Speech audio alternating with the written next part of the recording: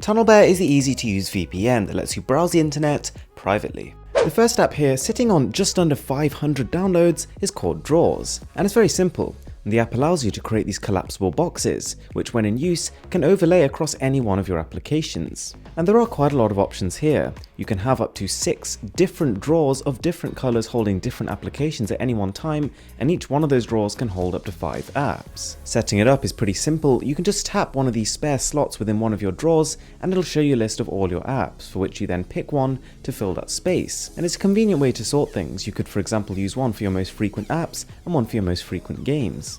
App number 2 is called Plus. It tries to be your entire online world thrown into one app. You can find anyone or anything with an online presence and use this to either find them on Google Maps, instantly message them on Facebook, or follow them on Twitter.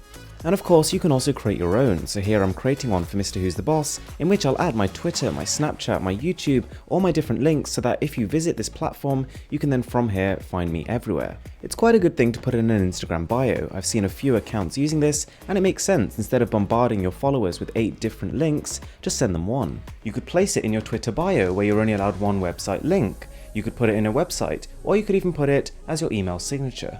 I gotta say, I really like this next one. This is called Navbar Animations, and it takes what we've seen with Navbar apps a step further. Not only can you now customize those 3 buttons at the bottom, but you can also add animations to it. And there are a lot of different themes here to choose from. Everything from black and white to colorful, to cosmic to something that looks like Google's stock launcher. You'll find what you're looking for here. Whilst I did find it ran pretty okay on the Galaxy Note 8, it only feels truly at home on Google's own devices, or at least a phone running stock Android. These animations really are a very good way of jazzing up your phone. They can be anything from subtle to extremely in your face. The only thing I would say which is a bit of a problem is that the same animation occurs whether you press the middle or either side buttons. Hopefully that'll improve in an update. Next up we have the Kika Keyboard, an app designed really just to have fun, and one that's primarily targeted at a younger demographic. It is a keyboard application. It's got a pretty good text correction engine and feels fast to type on. The app is packed to the brim with themes, and most of them are free, so you can have some control over the way it looks, and the styles don't necessarily have to be in your face and super colourful. There are some fairly clean ones there too.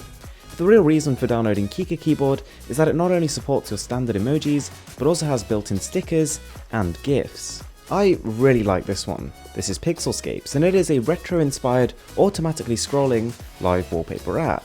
And once you've set it, it really does look gorgeous in motion. There are 3 quite diverse themes to choose from once you've downloaded it. You can have an icy one, a grassy one, or a beachy one. And all of them look really great. Whilst the resolution isn't the highest, the colours truly pop, and they serve as a nice contrast to your sharp and well-defined widget and icons. Now we're on the subject of wallpapers, I really like WallP, which is, to be honest, a pretty terrible name for what is otherwise a fantastic wallpaper app.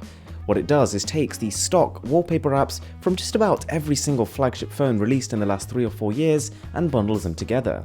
So you're getting full, super high resolution, automatically updating stock wallpapers. And there's something innately satisfying about applying the iPhone X's wallpaper, for example, to your Galaxy Note 8. These stock wallpapers, they have a little bit more behind them because they are usually associated with the device they were released with.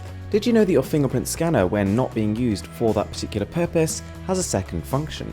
If you download Fingerprint Quick Action, you can now remap it. So it will still serve as a fingerprint scanner when your screen is locked and you're trying to get in, but at the same time when you're using your phone, you can now use this as another button. You can make it so that every time you touch it, it takes a screenshot or takes you back to the home menu, and actually compared to the standard actions to normally initiate those responses, just touching that scanner can actually be quite a bit easier. This app is a bit of an odd one to feature on an episode like this, because it's called Add Text, and put simply, it allows you to add text to images, which is a very basic functionality, but it does what it does quite well. So you can pick a whole bunch of different fonts, all your different colors, and what it allows you to do, which I think is really good, is adjust the perspective of your text. So it's a pretty small thing, but in the entire landscape of mobile phone photo editors, very few can actually do this.